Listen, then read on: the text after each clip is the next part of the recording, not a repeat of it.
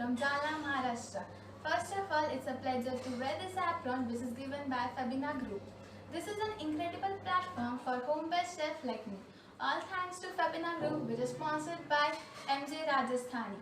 And secondly, about my dish, which is a dessert. So, as it is a season of custard apples, so I thought why not to make something of that.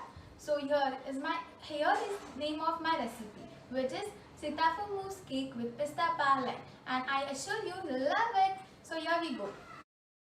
मैंने कहा था अब हम बनाने वाले हैं सीताफल मूस cake with पिस्ता पार्लाइन। तो सबसे पहले हम बनाएंगे वैनिला केक, उसके बाद सीताफल मूस और पिस्ता पार्लाइन। तो वैनिला केक को लगने वाली सामग्री है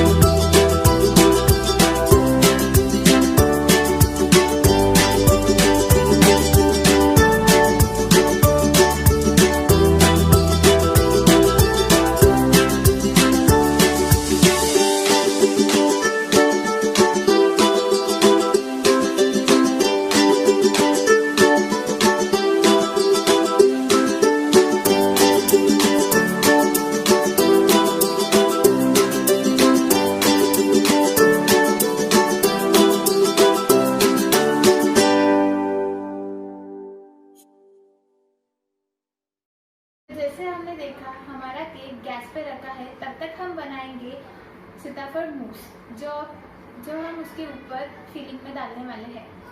तो उसको लगने वाले इंग्रेडिएंट्स है